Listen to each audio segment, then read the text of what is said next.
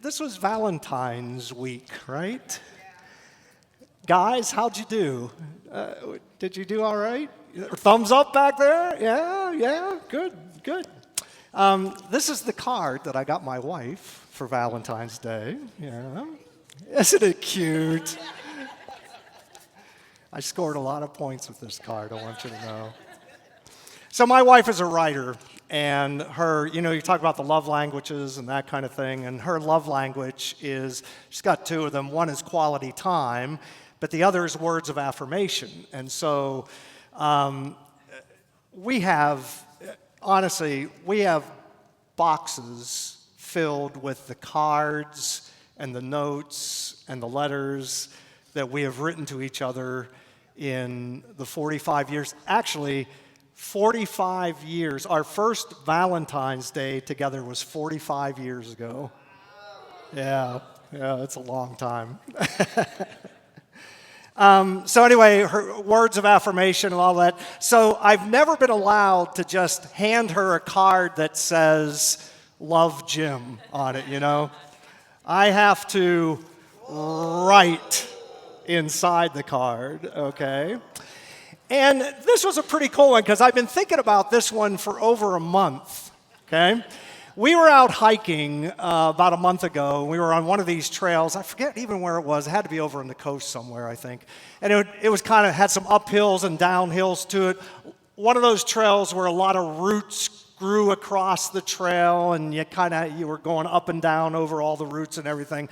And at one point, she stepped down over this root like that, because it was a big step down. And that's exactly what she said. She said, "Oh, man, that was a big step." And like any good preacher, I'm always looking for a good sermon illustration, right? Now, I did not write this card in hopes of a good sermon illustration. I want to make that clear. This was not written because, in fact, I had a completely different introduction to this message this morning until I thought about this card because it fits so well with what I want to talk about today. And so I texted in. I said, "Oh, bring your Valentine's Day card with you today because I want to use it today." Okay. So I got to thinking about big steps and the big steps of our relationship, Ann and I. And in the card, and I told her about how she said, that was a big step. And I said, I started to think about that. I thought about what were the big steps that we have taken along the way in our relationship. And I said that,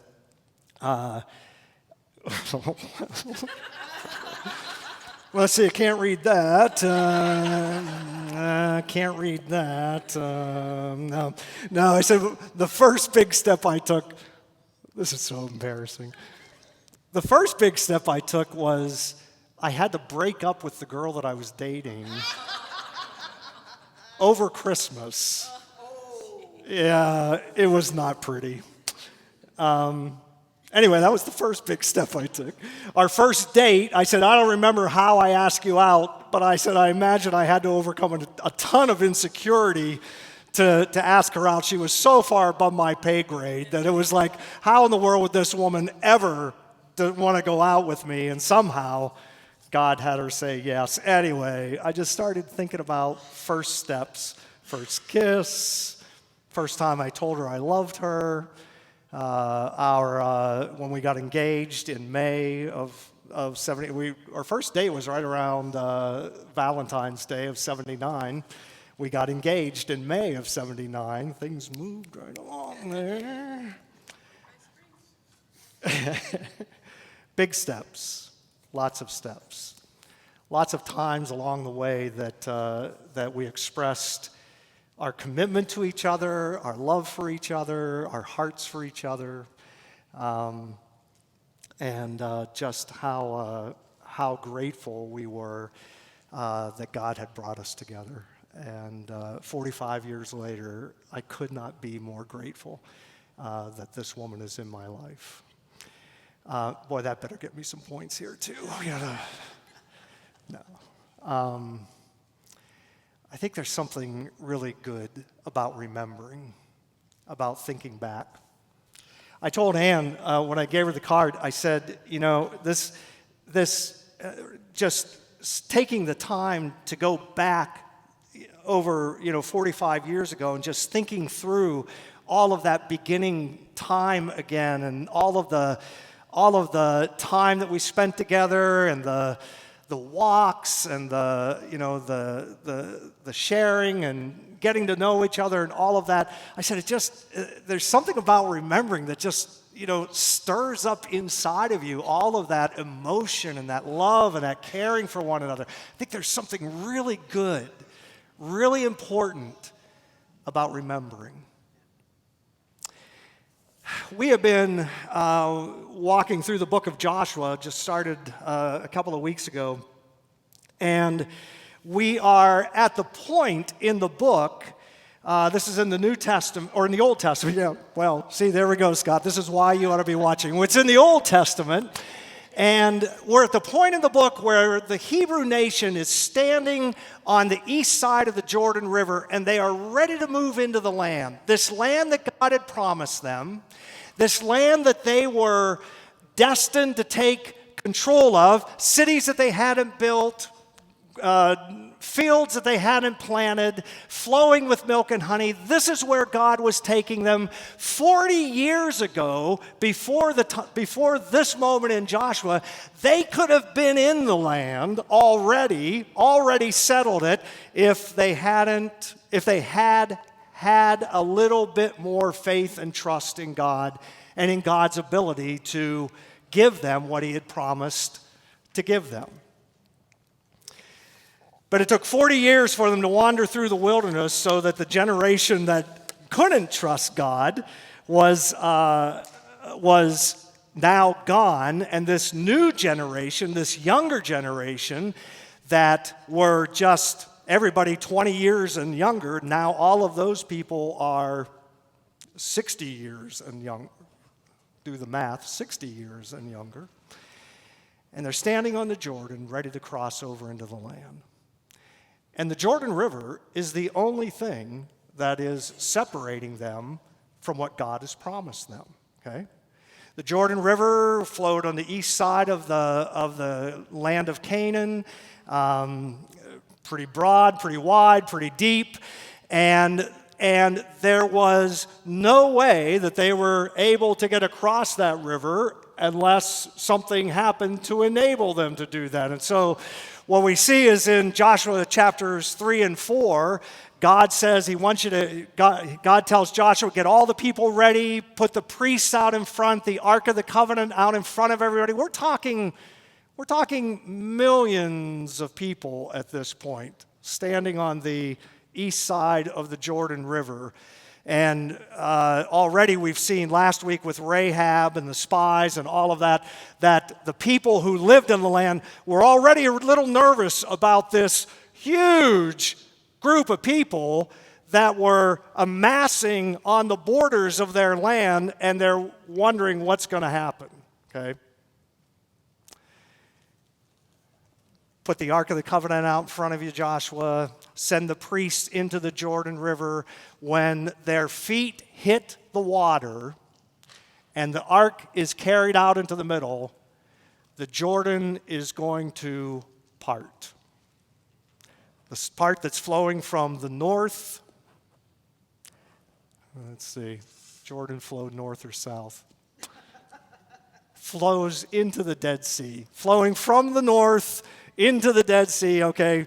All of that water is stopped there, and all the water that was flowing flows down past them, south of them, and what's left, if that weren't miracle enough, what's left is dry land for them to walk across. Now, this would spark some memory in many of these people, because this is almost exactly what happened when they were brought out of Egypt. The Red Sea confronted them, and God had to step in and part the waters of the Red Sea in order for them to walk across on dry land, right? To get to the other side of the Red Sea, the waters fall in on the pursuing armies of Pharaoh. They're rescued and taken then into the wilderness. Now here they are again, standing on the shores of the Jordan River, ready to go into the land, and what they are confronted with is the Jordan, and the Jordan has to be taken care of. So God parts the waters of the Jordan River, and the people march through it. So let's take a look at Joshua chapter 4. We're going to read the first 7 verses of this. You know, when you're standing up here, boy, that print is really small down there on the... All right, hold on, I'm going to walk down here. Yeah, I could look up there, but... oh, this is much better. Oh, there's actually words on the screen down here. That's... So, Joshua chapter 4. Yeah, I could just do this better from up here. So when the whole nation had finished crossing the Jordan, the Lord said to Joshua, "Choose 12 men from among the people, one from each tribe, and tell them to take up stones from the middle of the Jordan, from right where the priests were standing, and carry them over with you and put them at the place that you stay tonight." So Joshua called together the 12 men he had appointed. If we can go to the next screen. Joshua called together the 12 men he had appointed from the Israelites, one from each tribe, and said to them, "Go over before the ark of the Lord your God into the middle of the Jordan. Each of you is to take up a stone on his shoulder, according to the number of the tribes of the Israelites, to serve as a sign among you. In the future, when your children ask you, 'What do these stones mean?' tell them that the flow of the Jordan was cut off before the ark of the covenant of the Lord. When it crossed the Jordan, the waters of the Jordan were cut off. These stones are to be a memorial to the people of Israel forever." There is something very important about remembering.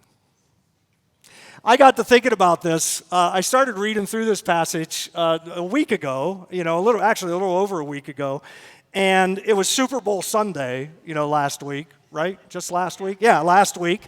And I got to thinking about competition and how they're picking a man from each of the 12 tribes of Israel to go out into the river to pick up a stone and carry it to the other side. And I wonder, knowing guys how I know them, if there wasn't a little competition going on with these 12 individuals. I mean, can you imagine getting into the river and the first guy picking up finding a, all right, here's one here. I think I can handle this. And he gets it up on his shoulder, and the other 11 go, "Is that all you got? Now watch me." The next guy says, watch that. So he picks up, tries to get a bigger rock, and it goes on, and the first guy drops his rock and says, "Oh yeah, well I'm going to get a bigger one yet."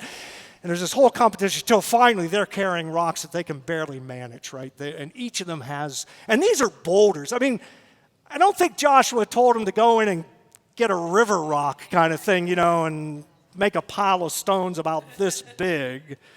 I think he's talking boulders here, right? Goes into the river. These guys go into the river. They get these rocks. They carry them out. They stack them up. Later, I think they pick them up again, and they actually carry them to this place called Gilgal, where they pile them up again. And Joshua says, "I want you to pile them up because in the future, when you bring your kids by here and you're walking by this place with your children and with people who weren't around at this time, and you come by this pile of stones and they say, 'What's this pile of rocks all about here? What's going on with this?' Then you can say to them, 'Oh, let me tell you about the day. Let me tell you about the day that God parted the waters of the Jordan.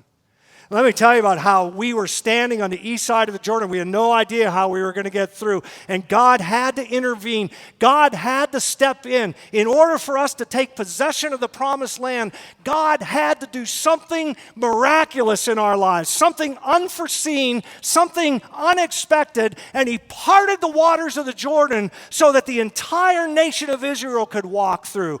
This is the God that we serve. This is the God that loves us. This is the God God that is on our side. Can you imagine the impact on the kids? He said, let me tell you what those stones mean. Oh, man. There's something really good about remembering. Why? Why is it good for us to remember? Well, first of all, I think it's because it reminds us of our absolute dependence on God. When we think back on the things that God has done for us, when we think back on the ways that God has moved in our lives, when we think about all of the blessings of God in our lives, it serves as to remember, to be grateful, because really that's what we're talking about here, is a sense of gratefulness, an attitude of thankfulness in our lives, that we can look at the ways that God has moved in our lives throughout our entire life, and out of this gratefulness, out of this sense of understanding that God has provided for me, it becomes a constant reminder that without God, without His intervention in my life, without His presence in my life, without Him moving in my life in the way that He does move, that I wouldn't be where I am today. And I think God has the Israelites do this, take a stone from the middle of the river, a rock from the middle of it, pile them up, make them a standing stone, make a pile of rocks that will be there from now until whenever, time immemorial kind of thing.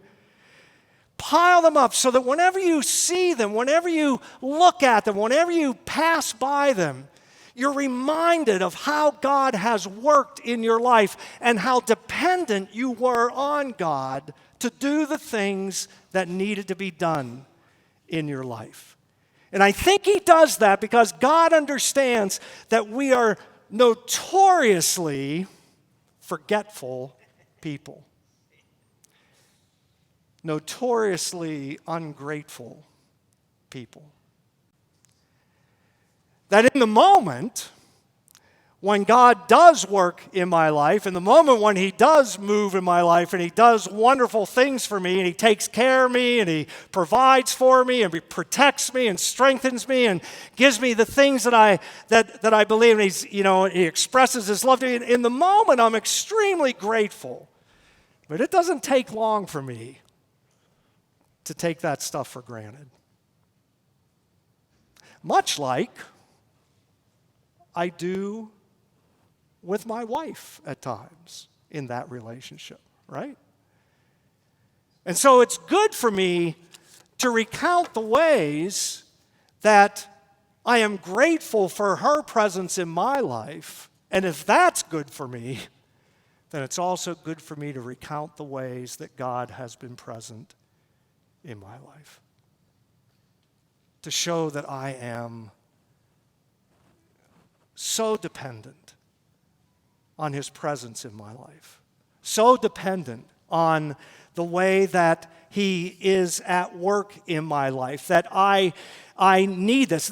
Later in Deuteronomy chapter 8, when the Israelites are in the land, it's earlier in Deuteronomy chapter 8, as they're preparing to go into the land, God tells them, He says, when you get into the land, don't forget. Remember that I'm the one who brought you into the land. When you are living in houses that you didn't build and you are reaping the fields that you didn't plant, remember that I'm the one who brought you in here because I know you people.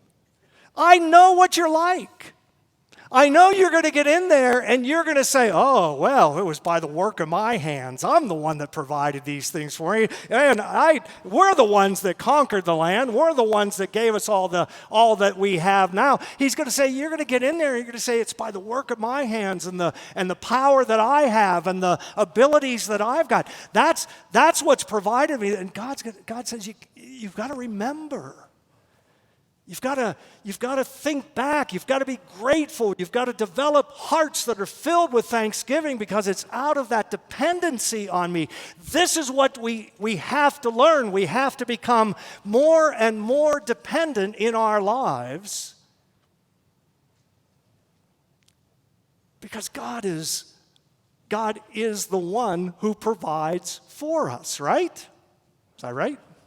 Everybody nod your heads. Not like this, but nod your... God is the one who provides for us, and we need to have these grateful hearts, these dependent hearts. We need to grow in our dependency upon God.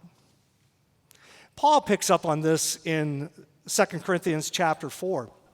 It's a passage that some of you will know well. In 2 Corinthians chapter 4, he talks about how God has poured out his grace on us.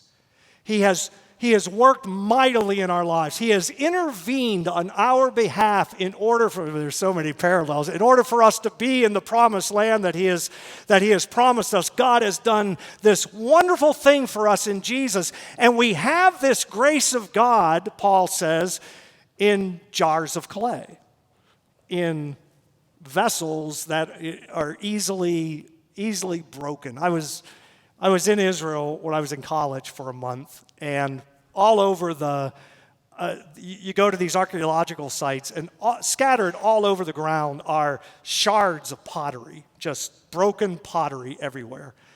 And it's because it was so common, these clay pots, and they broke so easily, you know the planters, what are they called? Terracotta planters, those kinds of things look just like that. And they break so easily, they're so soft. And that's exactly what Paul is saying. You've got the grace of God in jars of clay. That's who you are. We are weak. We are easily breakable. We are not worth a whole lot. And yet here we have this grace of God inside of us. And Paul says it's because you have them in jars of clay to show that the all-surpassing power is of God and not of yourselves. That we should understand that everything that we have, that everything we are able to accomplish, that all that we are able to do in this world, we are able to do because of God's power and grace. And it's not ourselves. It's not me. It's not my wisdom or my good looks, or certainly none of those things. It's not any of those things. It's God. And we need to understand that, and we need to give the credit to God, and we need to be thankful to God, and we need to grow in this dependency upon God. Later in 2 Corinthians, Paul will say this. He'll say, he said, I've learned that it's not that I don't want to boast in my strength. I don't want to boast in my abilities. I don't want to think that it's me that has done all this. Rather, I want to boast in my weakness. I want to look at that and I want to say, it's in my weakness that God shows up. It's in my weakness that I understand how powerful God is in my life. It's in my weakness that I know that I cannot do this on my own. I know that I cannot walk through this on my own. I know that I cannot provide for myself on my own, that it is God who needs to show up and part the waters of the Jordan River for me, or I am not getting into the promised land. It's God. And so I'm going to boast in my weakness instead of my strengths. I'm going to boast in what I can't do instead of what I can do, because when I boast in that, that's when God shows up. So first of all, we have to grow in our dependence on God. The second thing I think that being grateful does is that it reminds me of God's great love for me. Okay? Ann and I we love British mysteries. Anybody's heart beat that way? Yeah. We subscribe to BritBox and Acorn TV and anywhere we can find a good British mystery. we are all over that. And most of them are like police procedurals, a murder happens or a break-in or whatever. And what's the first? You see the scene of crime, SOCOs, I think they call them on British TV, the scene of crime officers, SOCOs. And they come in, and the first thing they begin to do is they dust the entire place looking for fingerprints, right? They get out and everything is white. They're dusting. They're looking for fingerprints, and usually they can't find any because it wouldn't be a show if they found the fingerprints right away. But I love the picture of that because I think what we need to do is we often need to take a good dusting of our lives in order to see the fingerprints of God's love all over us. We become so used to, or we take God for granted, or we take the credit ourselves for the things that are happening, that rarely do we take the time to sift through the circumstances of my life in order to find where God has been at work and to see the ways that I need to be grateful. I think that taking stock on a daily basis, hourly basis, however often we need to do it, that we need to take stock of our lives and we need to say, okay, God, where have you been? Where can I see you in this? Where do I need to thank you in this? Where can I see how much you love me? Because this is what we're looking for the expressions of God in our lives that say that, like Paul says in Galatians 2 when he says, he loved me and he gave himself for me, that we're looking for those places where I can say, this is where God loved me. This is how he took care of me. This is where he is at work. And I need to rehearse those because what it does in me is it stirs up my love for him. If I'm grateful, if I'm thanking him, if I'm aware and remembering all that he's done for me, it stirs up in me this gratefulness or this love that I have. He has loved me, and now I love him because of all that he's done for me. And I desire to walk out of that love because of all that he's done for me.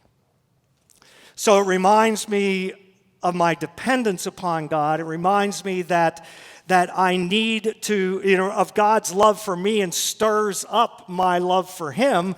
And then finally, it inspires trust in me. That if I can thank God for what he's done in my past, I can trust him for what he's doing in my present. That if I can look back and I can see the ways that God has been at work in my past, then I can look at my present and say, he is still trustworthy. No matter what the circumstances are, no matter how difficult they are, God is still trustworthy. We sang a song last week. Scotty led us in a song, and I forget what the title of it was, but because I hear it on the radio all the time. But it was, if this is how God worked in the past, why would he fail now? And the tagline was, he won't, right? Why would he fail now? He won't. He won't. If this is how God has worked, and you can imagine they bring their kids past the stones and they say, here's what God has done. Here's the way that he worked. Remember the day that he parted the Jordan River. Remember how he got us through into the land. Remember how he intervened in that time. And the purpose of that had to be, partly at least, that not just to remember, but to say, if God did it this way, then God will step into our situation now, and we can trust him in the things that we are dealing with in our lives now. If God has stepped into my life in the past, if he has taken care of me in the past, then God will take care of us now. You'll probably find this hard to believe. I'm getting up in age a little bit. I know it's hard to believe, isn't it? And I realize but we talk about this a lot on our hikes. We talk about, so what's life going to look like as we go into this I'd like to think last half, but I'd be alive until I was 134 years old. But so this is not midlife for me anymore. I'm at further along than that, the last quarter of our lives. What's life going to be like? How are we going to survive? How are we going to live? We have a little bit of retirement. Of course, there's Social Security out there for however long that lasts, and but we don't have enough money to live on the rest of our lives, kind of thing. How are we going to live?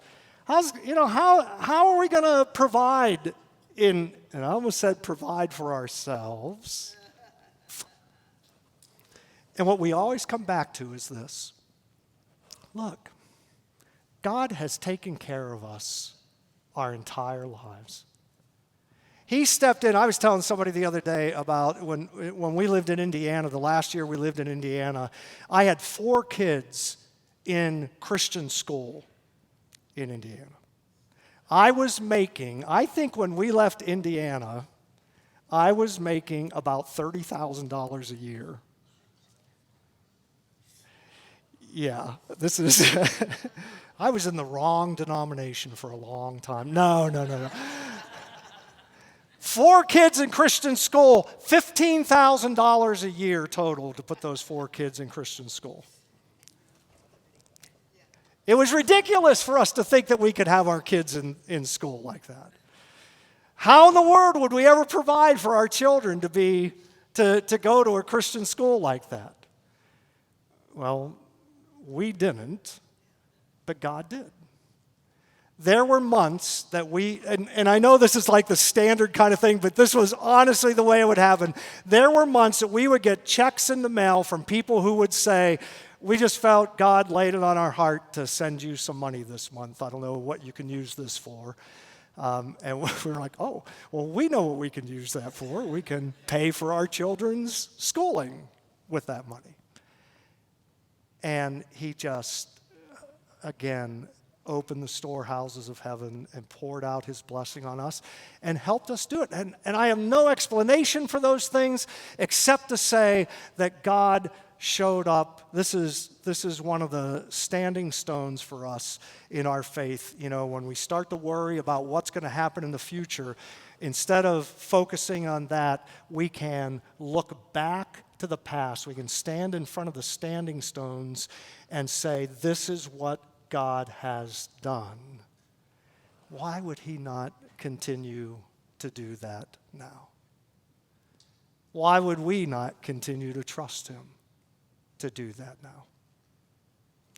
It reminds us of our absolute dependence on God. It reminds me of God's great love for me. It calls me to trust God with my present because I have trusted him in my past. We are to remember, there's something important about remembering. When you think of Jesus, can you remember anything that Jesus did where he would say, look, I want you to do this so that you remember? Does that sound familiar to us at all? This would have been a great Sunday to do communion, wouldn't it have been? But another good illustration of this. Jesus says, I want you to take a piece of bread, which represents my body, and I want you to take a cup, which represents my blood, and I want you to eat it and drink it. And every time you do, I want you to remember, because you are horrible rememberers. I want you to build this into your life. I want you to remember how much I loved you. I want you to remember what I did for you. I want you to remember the cross and everything that happened on the cross. I want you to remember how God parted the Jordan of your life and made it possible for you to walk into the promised land on dry ground because of his grace and love and provision in Jesus. I want you to remember this because that's how much God loves you. That's like the first order of our past that you want a standing stone? Here's a standing stone. Remember what I have done for you, because this is how much I love you. This is how much I care for you. Hold on to that. Stand on that truth. Make it, if it's a standing stone, then get your feet up on those rocks and stand firmly on that. But it's not just remembering that's important, right? Because the thing, really, one of the purposes of this, if we go to the next slide, it's meant to be shared.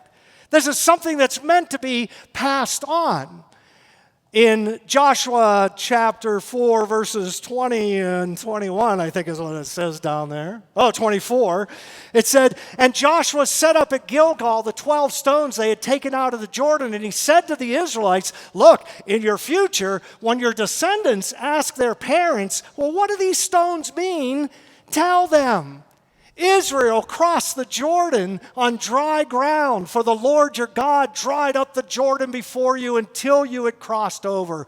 The Lord your God did to the Jordan what he had done to the Red Sea when he dried it up before us until we had crossed over. He did this so that all the peoples of the earth might know that at the hand of the Lord is powerful, and that you might always fear the Lord your God.'" When you take your children to the standing stones of your faith, when you take the people you love to the things that God has done in your life that are memorials to the work of God in your life, when you take them, and I got to tell you, I know we do communion, once a month, and we set out nice tables and everything for that.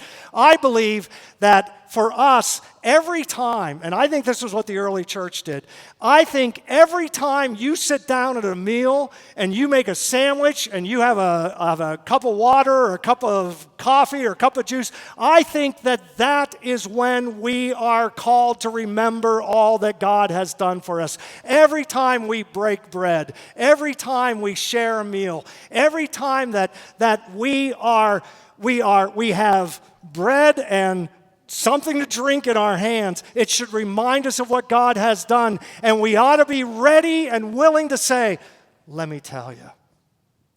Hey kids, let me tell you. Let me tell you what God did. Let me tell you about the day that God opened up my Jordan River and let me walk through on dry ground into the saving grace that God has given me, into the love, the relationship, that God is now my Father, because this is what God has done for me. And I want you to know it. I want you to hear it.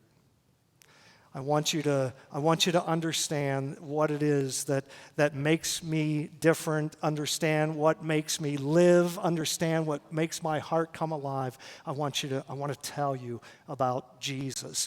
If this gratefulness, this remembering, this gratitude that's in our heart, when we think back on all that God has done, and we stand in front of the standing stones, it shouldn't just be about us. It shouldn't just be about me and what God did for me. It should be a reminder to say, "Let me tell you. Let me tell you." Because I believe that this is what God has done. I believe that this is how God has worked. Let me tell you.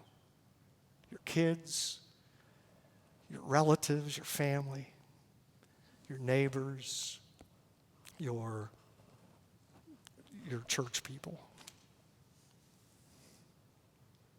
This is what God has done. I'm gonna break you up into some little groups here, okay? Here's what I want you to do. The question is, I want you to think of, now go back to the group, to the one, that one.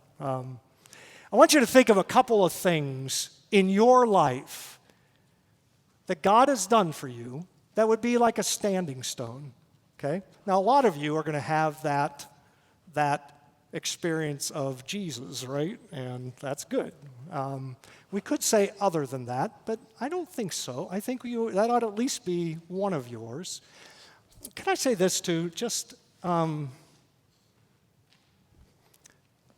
because, I don't know, obviously I don't know all of us yet getting there.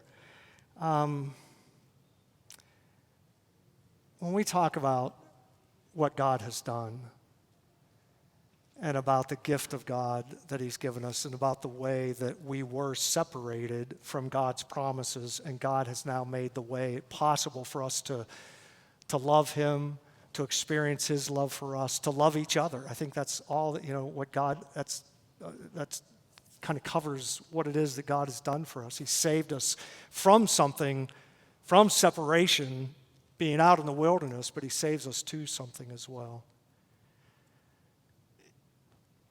If you don't know Jesus that way, could this be the day that you have your Jordan River parted and you step into relationship with him, to know his love and his care for you? Could this be the day for that? I just want to invite that possibility in you and let the Holy Spirit talk to you about that. All right, small groups, 3, 4, I don't care how many, get into a small group and share one thing that is your pile of rocks today that you look back on and say, this is what God has done, okay? You've got 2 minutes to do that. Go.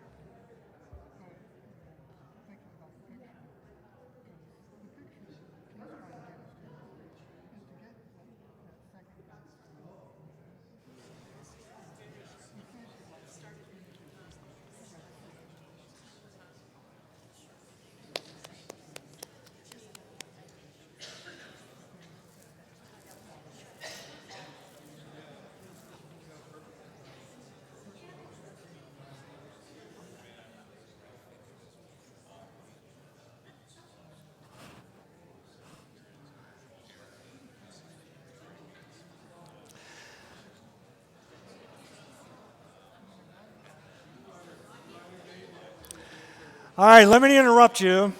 I know it wasn't very long. But I want to ask you one more question. And the question is this: